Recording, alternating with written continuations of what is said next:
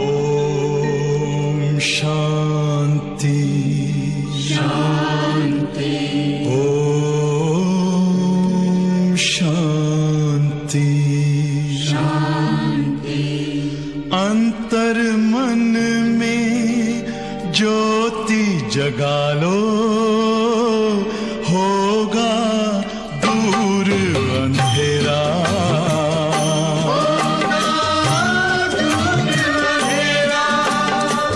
शिव का कर लो ध्यान, आ रहा पावन पुण्य सवेरा।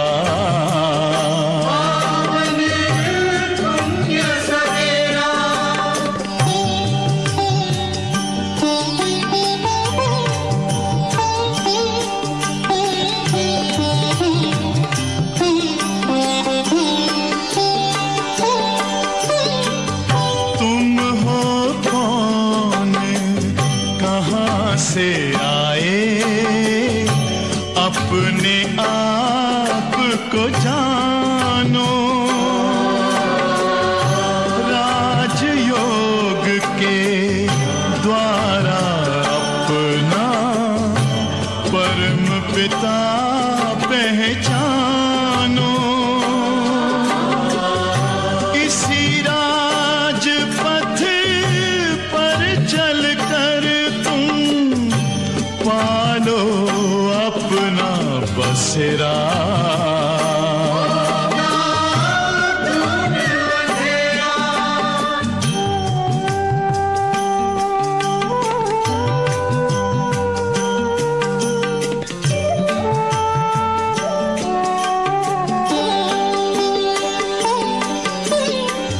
तुम हो आत्मा तन से न्यारे, परमात्मा को प्यारे।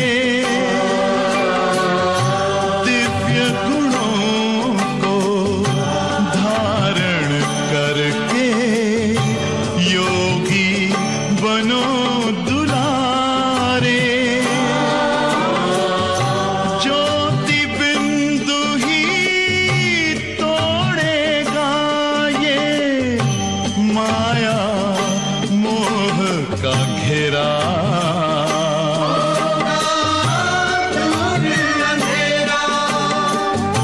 अंतर मन में ज्योति जगा लो, होगा दूर अंधेरा।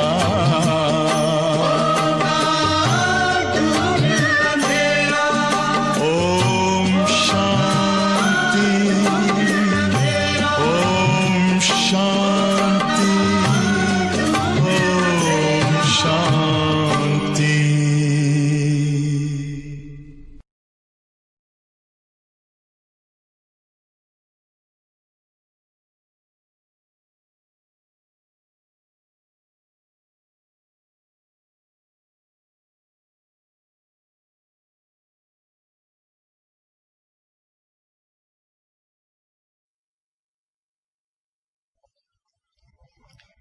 ओम शांति।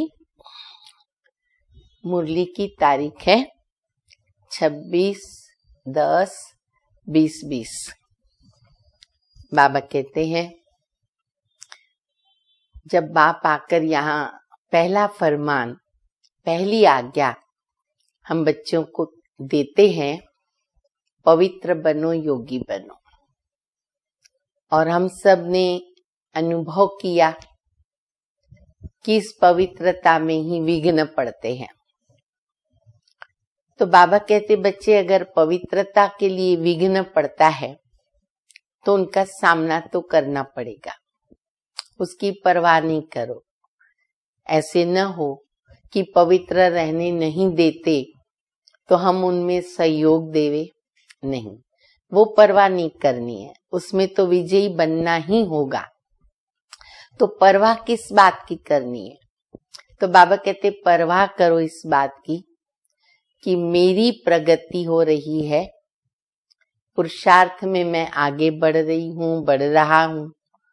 मैं अपने को कहाँ ठग तो नहीं रही, ठग तो नहीं रहा, धोखा तो नहीं दे रही, धोखा तो नहीं दे रहा, मैं खुद क्रोध करूं और दूसरों को बोलूं क्रोध नहीं करना चाहिए, गुस्सा नहीं करना चाहिए।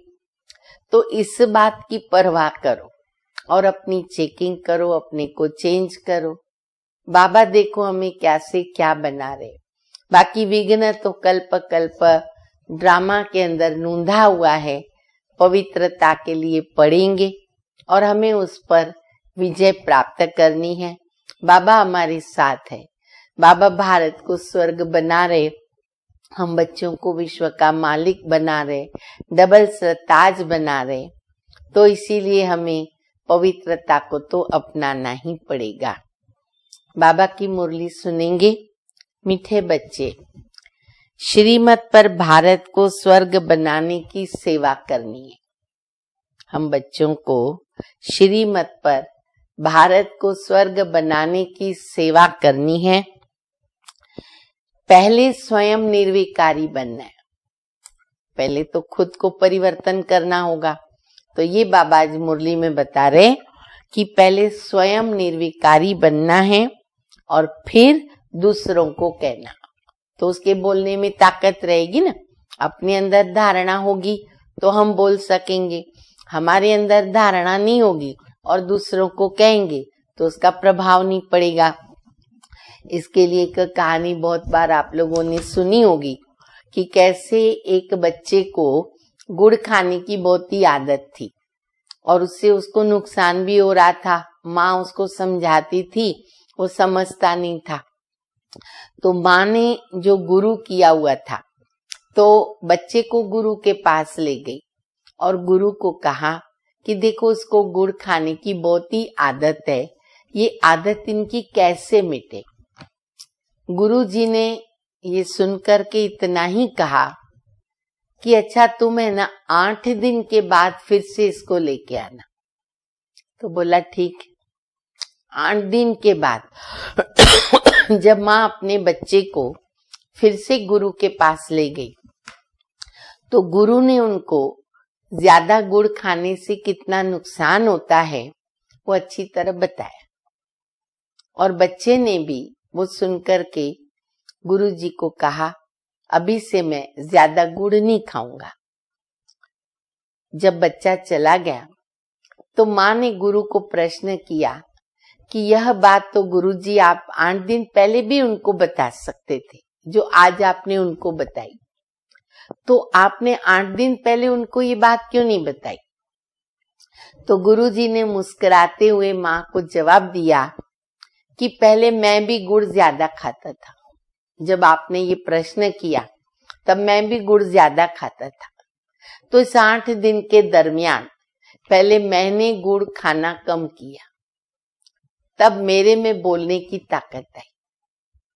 तो बाबा कहते हैं बच्चे पहले खुद धारण करना बहुत जरूरी है। हमारी धारणा बराबर होगी तो आवाज हमारे दिल से निकलता है और दूसरे के दिल तक प्रभाव डालता है। इसलिए बाबा कहते बच्चे पहले खुद धारणा करो और फिर दूसरों को भी धारणा कराओ। प्रश्न है, तो महावीर बच्चों को किस बात की परवाह नहीं करनी है? तो महावीर बच्चों को किस बात की परवाह नहीं करनी है? सिर्फ कौन सी चेकिंग करते स्वयं को संभालना है। उत्तर है, अगर कोई पवित्र बनने में विघ्न डालता है, अगर कोई पवित्र बनने में विघ्न डालता है तो तुम्हें उसकी परवाह नहीं करनी है। सिर्फ चेक क्या करो, मैं महावीर हूं। दूसरा, मैं अपने आप को ठगता तो नहीं हूं, मियां मिट्ठू बनना। तीसरा, बेहद का वैराग्य रहता है। चौथा, मैं आप समान बनाता हूं। पांचवा, मेरे में क्रोध तो नहीं है। छठा, जो दूसरों को कहता हूं वो खुद भी करता हूं। 6 बातें बाबा ने बताई, हमें अपने आप से पूछनी है। अपने आप को ठगता तो नहीं, बेहद का वैराग्य आया है, आप समान बनाता हूं, क्रोध तो नहीं करता हूं, जो दूसरों को कहता हूं वो खुद करता हूं। चेक करेंगे। मुरली का गीत बहुत अच्छा, जो बाबा कई बार कहते हैं कि बच्चे ये गीत सुनकर के खुशी में आ जाओ। आज भी बाबा ने बताया। तो गीत है, तुम्हें पाके हमने जहां पा लिया, जमी तो जमी आसमां पा लिया। सब गाओ, मन के अंदर गीत गाओ। बाबा आपको पाकर जमी, आसमान, धरती सब कुछ हमारी होती सतयुग में, प्रकृति हमारी दासी है। ओम शांति। इसमें बोलने का नहीं रहता, ये तो समझने की बात है। मीठे मीठे रूहानी बच्चे समझ रहे हैं कि हम फिर से देवता बन रहे हैं। संपूर्ण निर्विकारी बन रहे। बाबा आकर कहते हैं बच्चे काम को जीतो, अर्थात पवित्र बनो। बच्चों ने गीत सुना, अब फिर से बच्चों को स्मृति आई है कि हम बेहद के बाबा से बेहद का वर्षा लेते हैं, जो कोई छीन नहीं सकता। वहां दूसरा कोई छीनने वाला होता ही नहीं है। एक धर्म, एक भाषा, एक राज्य,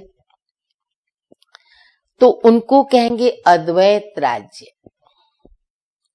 फिर बाद में रावण राज्य दूसरे का होता है। अभी तुम समझ रहे हो, समझाना भी तो ऐसे है। हम फिर से भारत को श्रीमत पर वाइसलेस बना रहे, फिर से बना रहे, भारत को वाइसलेस बना रहे।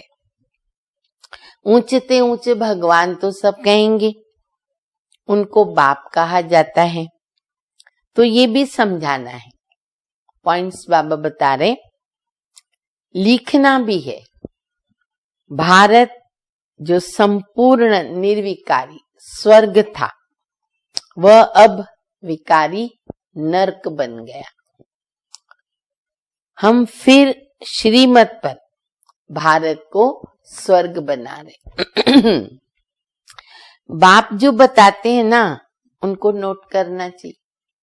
नोट करेंगे तभी तो सेवा कर पाएंगे। जो लिखत बाबा बता रहे वो हम लिख करके लोगों को बता सकेंगे। तो बाबा कहते हैं नोट करो, और नोट करके फिर क्या करो, उस पर विचार सागर मंथन कर लिखने में मदद करनी चाहिए। ऐसे क्या क्या लिखे जो मनुष्य समझे भारत बरोबर स्वर्ग था। और बाबा कहते मंथन करो, मनन करो और पॉइंट्स निकालो, क्या क्या लिखे। रावण का राज्य था नहीं, बच्चों को बुद्धि में है। अभी हम भारतवासियों को बाबा वाइसलेस बना रहे, तो पहले अपने को देखना पड़े ना। हम निर्विकारी बने हैं, मेरी आत्मा कितना पवित्र बनी, पाव बनी, आधा बनी, पौना बनी, चेक करो कितना बनी। ईश्वर को ठगता तो नहीं हूं।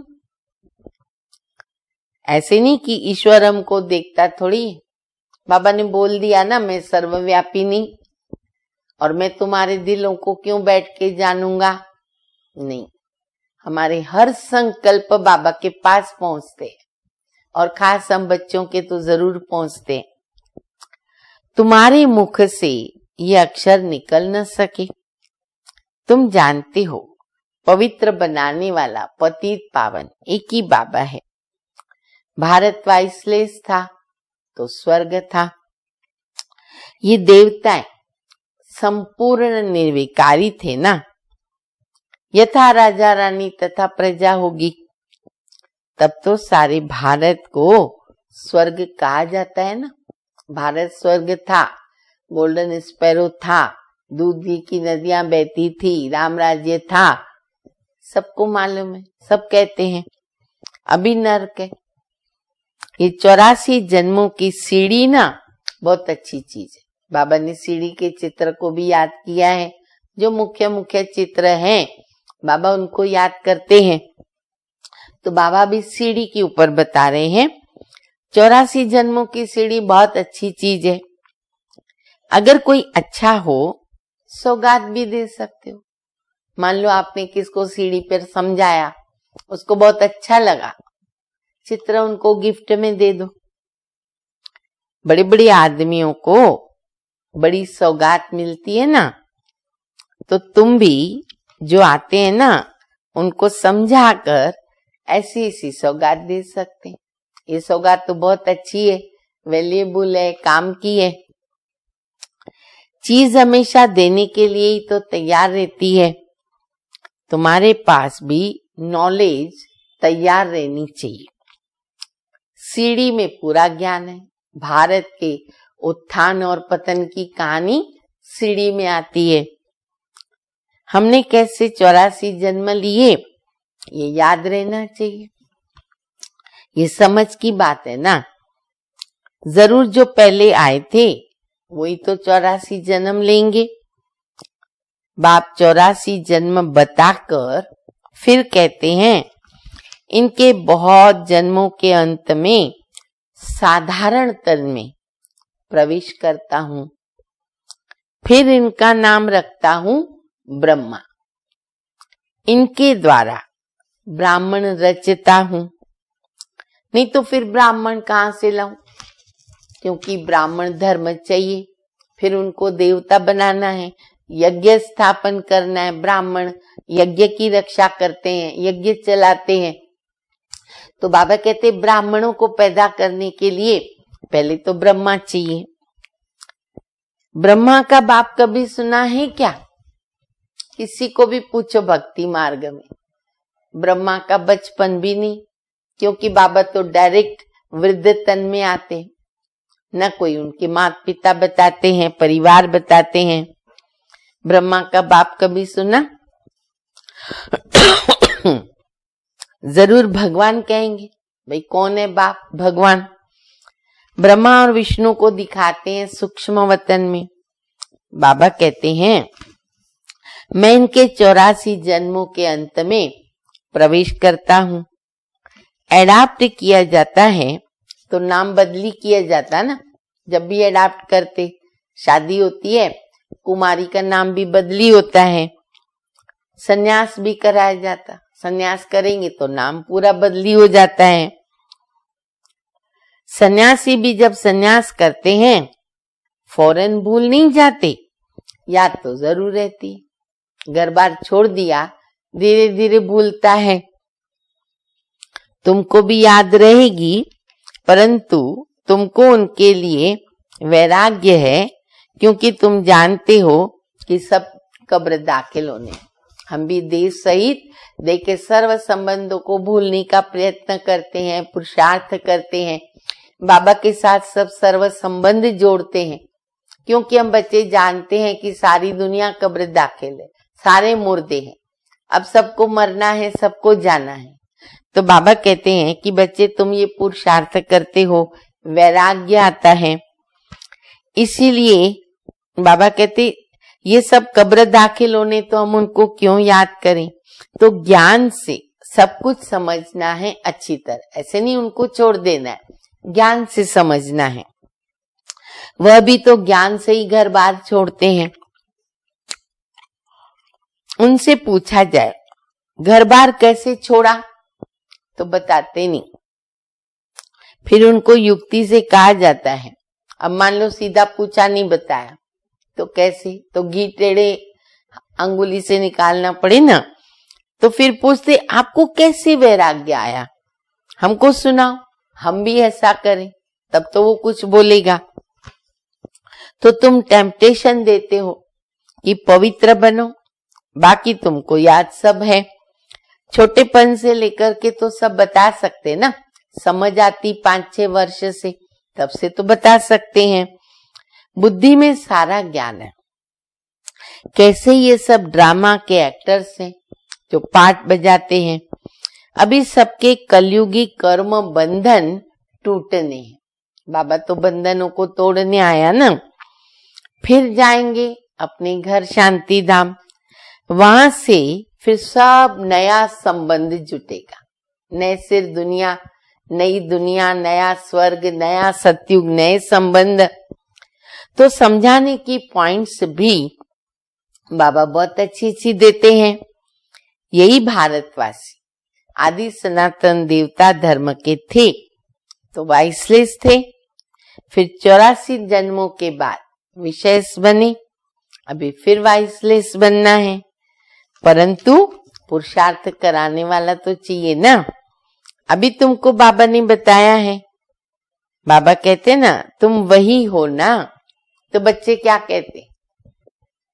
बच्चे कहते बाबा आप भी तो वही हो, कल्प कल्प मिलते रहते। बाबा कहते कल्प पहले भी तुमको पढ़ा करके राज्य भाग्य दिया था, कल्प कल्प ऐसे करते ही रहेंगे। ड्रामा में जो कुछ हुआ विघ्न पड़े फिर भी पड़ेंगे। ड्रामा रिपीट हो रहा है, सब कुछ फिर भी होगा। जीवन में क्या क्या होता है याद तो रहता है ना। इनको तो सब याद है। ब्रह्मा बाबा मुरली में भिन्न भिन्न प्रकार से अपने बचपन के अनुभव सुनाते ना, और अधिकतर तो सबको याद ही रहता है। तो बाबा कहते हैं इनको याद है, बतलाते हैं ना कि गांवरे का छोरा था। पहले तो बाबा गरीब था, गांवरे का छोरा, और वैकुंठ का मालिक बना।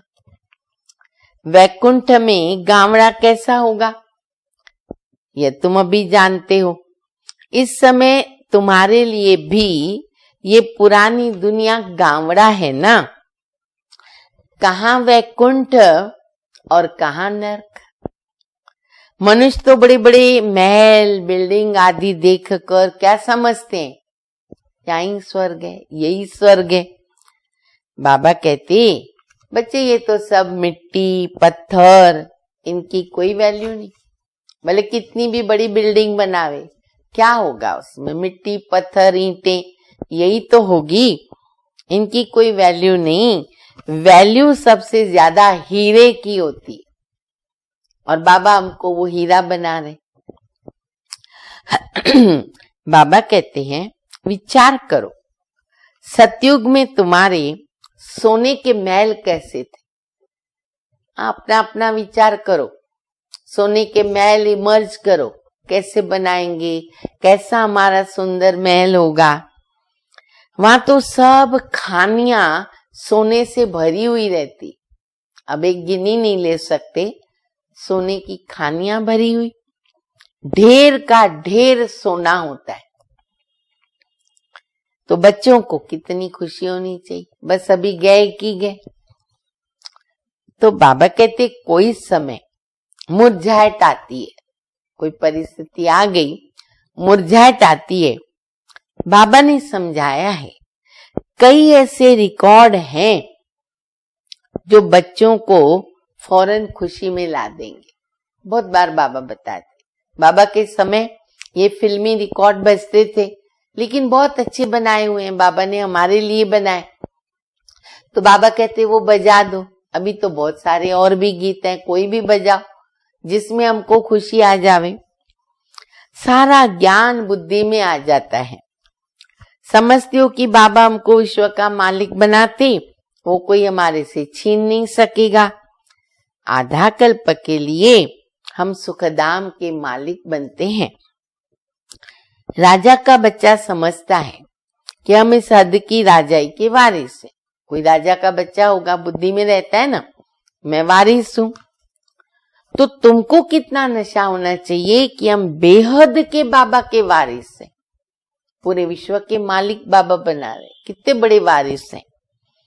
बाप स्वर्ग की स्थापना करते हैं, हम 21 जन्मों के लिए वारिस बनते। कितनी बड़ी बात है, एक जन्म नहीं, 2 जन्म नहीं। कितनी खुशी होनी चाहिए। जिसका वारिस बनते उनको तो जरूर याद करना है।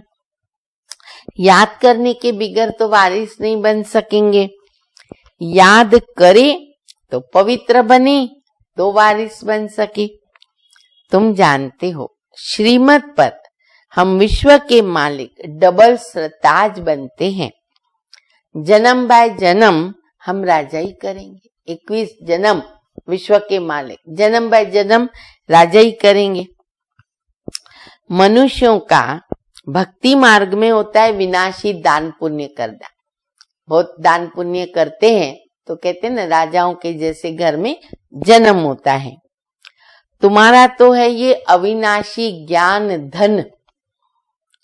तुमको कितनी बड़ी लॉटरी मिलती है, कर्मों के अनुसार फल मिलता है ना। कोई बड़े राजा का बच्चा बनता है तो बड़ी हद की लॉटरी कहेंगे। सिंगल ताज वाले सारे विश्व के मालिक तो बन ही नहीं सकते। अब ये नोटेड पॉइंट है। सिंगल ताज वाले पूरे विश्व के मालिक नहीं बन सकते। डबल ताज वाले देवी देवताएं पूरे विश्व के मालिक बनते। डबल ताज वाले ही विश्व के मालिक तुम बनते हो। उस समय दूसरी कोई राजा ही तो है नहीं। फिर दूसरे धर्म बाद में आते हैं। वह जब तक वृद्धि को पावे तो पहले वाले राजाएं विकारी बनने के कारण मतभेद में टुकड़े टुकड़े अलग कर देते। अब ये बहुत गहरी राज की बात बाबा ने बताई। फिर से मैं पढ़ती हूँ। बाबा कहते हैं दूसरे धर्म वाले आए द्वापर युग में, बराबर। जब तक उनकी वृद्धि होती है तो उसके पहले जो राजा राज्य करता है ना, वो विकारी बनता जाता है। इस कारण से मतभेद होते और टुकड़े टुकड़े कर देते हैं। पहले तो सारे विश्व पर एक ही राज्य था।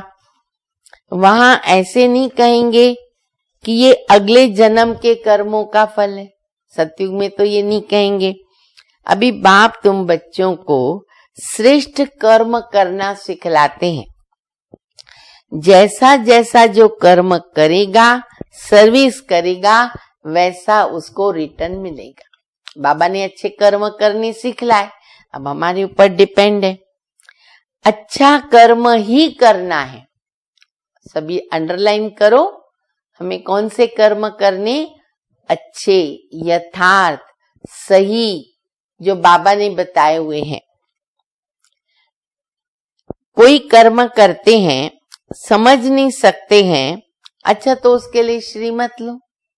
कोई नहीं समझ में आता है कि ये कर्म करना चाहिए कि नहीं, बाबा कहते बच्चे श्रीमत लो।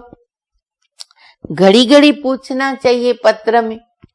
बाबा के समय तो पत्र लिखते थे। बहुत सौभाग्य उन बच्चों का जिन्होंने बाबा को पत्र लिखा साकार में। अभी तो बाबा के पास सब पत्र रखते ही हैं और बाबा के पास पहुंचता ही है, लेकिन साकार में बाबा उनका याद प्यार भेजते थे, खुद अपने हाथों से लिख कर। तो ये कितना परम सौभाग्य है। तो बाबा कहते कोई बात पूछनी है बाबा को पत्र में लिखो। फिर बाबा ने मिसाल दिया है अभी प्राइम मिनिस्टर है, तुम समझते हो कितनी पोस्ट आती होगी प्राइम मिनिस्टर को। हाँ, अभी तो जमाना बदल गया, अब तो ईमेल मैसेज क्या क्या चलता है, पर ये उस समय की बात है। इतनी पोस्ट आती है। मधुबन में भी कितनी सारी पोस्ट आती थी। विश्व रतन दादा थे हमारे, खास उनको रोज पोस्ट ऑफिस में जाना पड़ता था।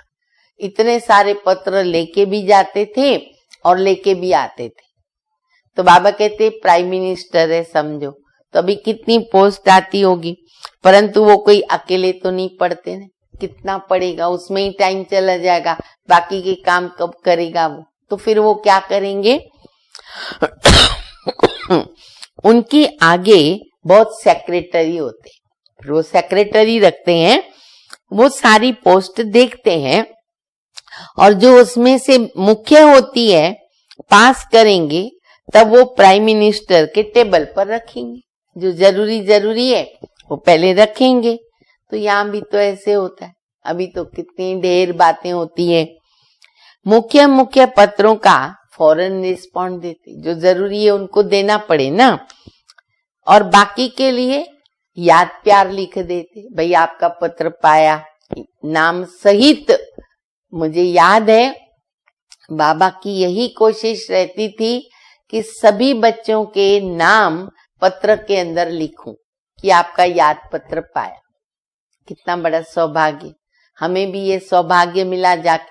हालांकि हमारी तो आयु बहुत ही छोटी थी, पर एक दो पत्र के अंदर बाबा का ये आया हुआ है कि शकू बच्ची को याद प्यार।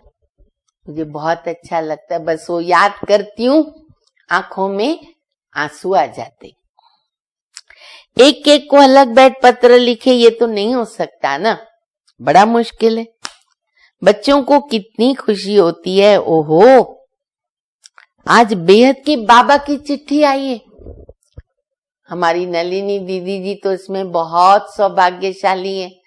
कितने पत्र उन्होंने बाबा को लिखे और कितने पत्रों के जवाब दीदी के पास बाबा ने भेजे, और सारे पत्र दीदी ने संभाल के रखे। शिव बाबा ब्रह्मा द्वारा रिस्पॉन्ड करते हैं। बच्चों को बड़ी खुशी होती है। सबसे ज्यादा गदगद होती बांधेलियां, जो बाबा को मिलने नहीं जा सकती थी। ओहो हम बंधन में हैं, बेहद का बाबा हमको कैसे चिट्ठी लिखते हैं। तो वो क्या करती है, नैनों पे रखती है, बाबा की चिट्ठी को नैनों पे रखती है। अज्ञान काल में भी पति को परमात्मा समझने वालों को पति की चिट्ठी आती है ना, तो चुंबन करती हैं। तुम्हारे में भी बाप दादा का पत्र देखकर कई बच्चों के एकदम रोमांच खड़े हो जाते, क्यों नहीं होंगे, प्रेम के आंसू आ जाते। चुंबन करेगी, आंखों पे रखेगी बंधन वाली माताएं, और बाकी भी बच्चे रख सकते हैं। बहुत प्रेम से पत्र पढ़ती हैं। बांधेलियां कोई कम है क्या? आप सोचेंगे अभी हम कहाँ से बाबा का पत्र लेके चुंबन करें। अरे आप जो अभी मुरली सुन रहे हो, पढ़ रहे हो, यही बाबा का लव लेटर है, प्रेम पत्र है। हर एक समझो ये बाबा ने मुझे लेटर लिखा है। तो रेगुलर मुरली को आप आंखों पे रख सकते, चुंबन कर सकते, क्योंकि बाबा में क्या से क्या बना रहे। तो बांधेलियां कोई कम है क्या? कई बच्चों पर माया जीत पा लेती है। कोई तो समझते हमको तो पवित्र जरूर बनना है।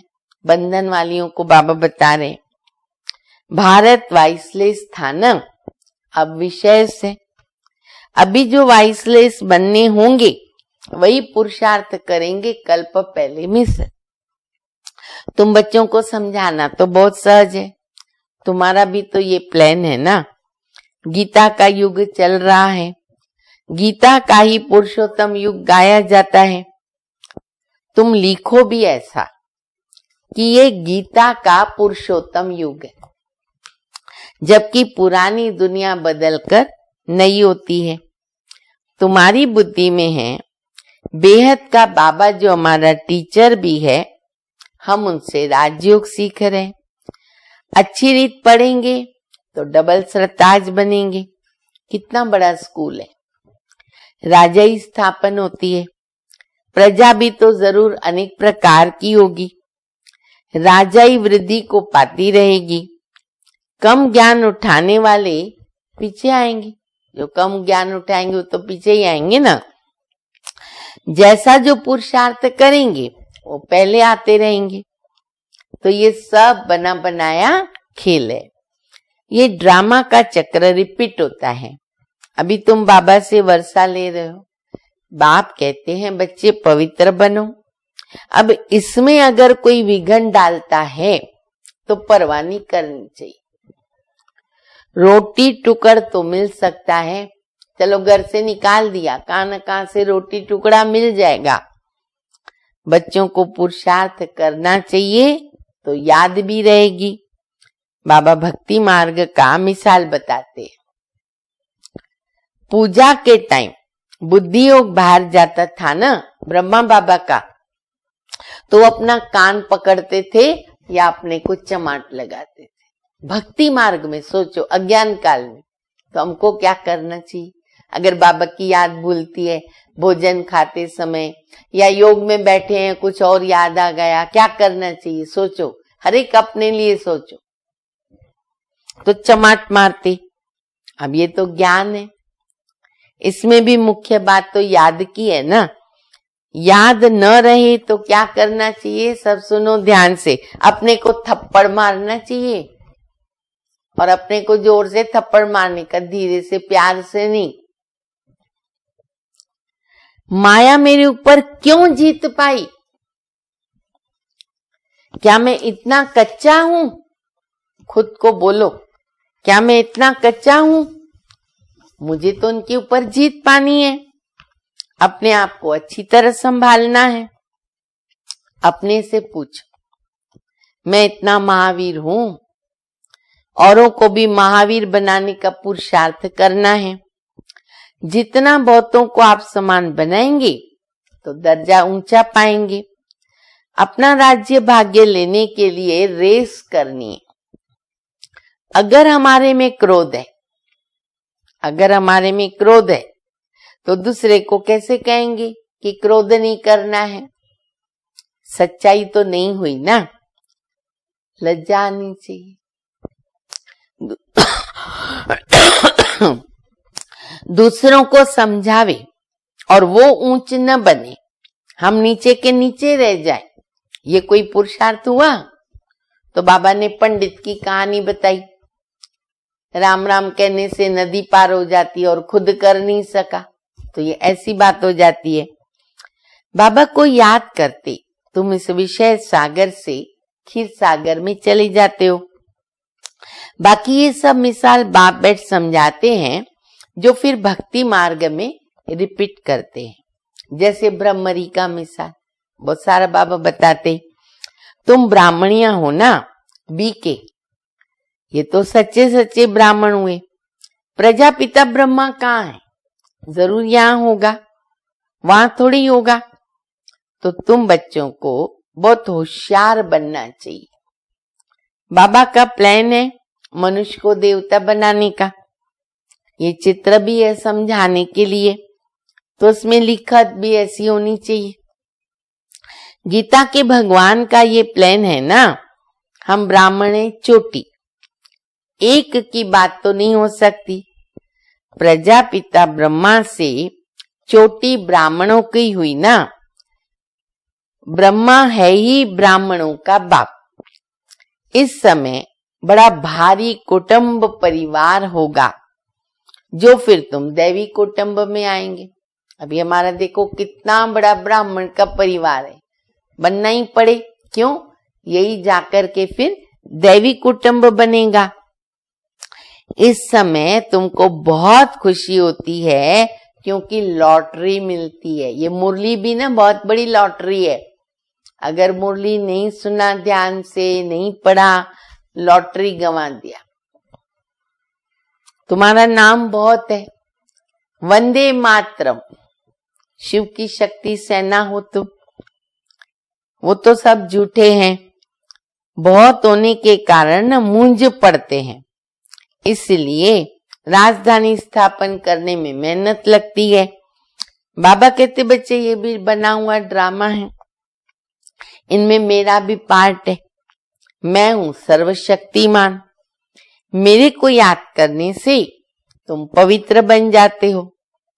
सबसे ज्यादा चुंबक है शिव बाबा, और वही ऊंचते ऊंचे रहते हैं। अच्छा, मीठे मीठे सिकिलदे बच्चों प्रति माता पिता बाप दादा का याद प्यार और गुड मॉर्निंग। रूहानी बाप की रूहानी बच्चों को नमस्ते। हम रूहानी बच्चों की रूहानी बाप को, माता पिता बाप दादा को याद प्यार, गुड मॉर्निंग और नमस्ते। मुरली याद रहेगी ना? अच्छी तरह पढ़ो फिर से और विचार सागर मंथन करो और स्वयं को चेक करो। धारणा के लिए मुख्य सार है, पहला, सदा से खुशी नशे में रहना है।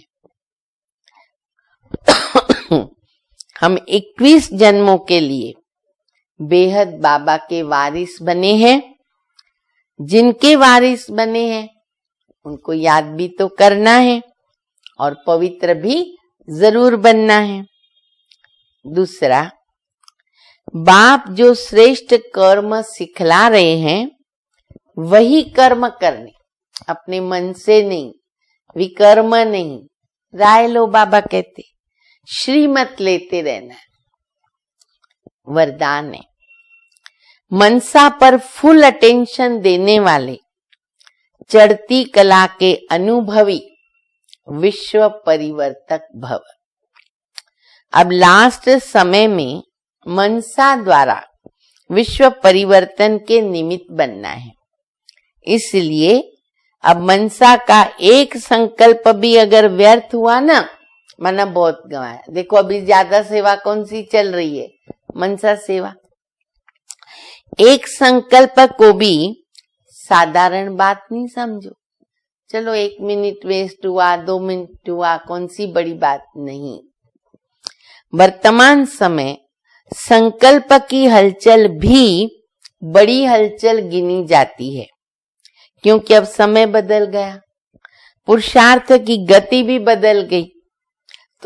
तो संकल्प में भी फुल स्टॉप चाहिए। जब मनसा पर इतना अटेंशन हो तब चढ़ती कला के द्वारा विश्व परिवर्तक बन सकेंगे।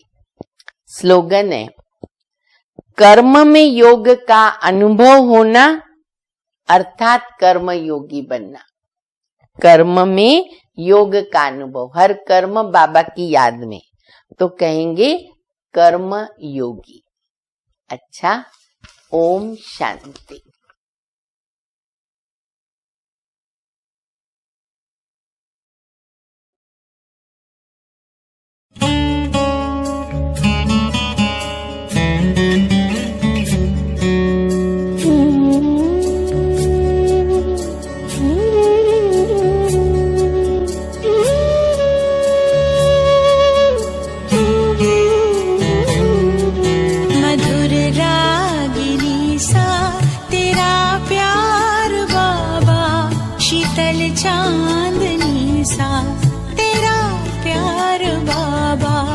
मधुर रागिनी सा तेरा प्यार बाबा, शीतल चांदनी सा तेरा प्यार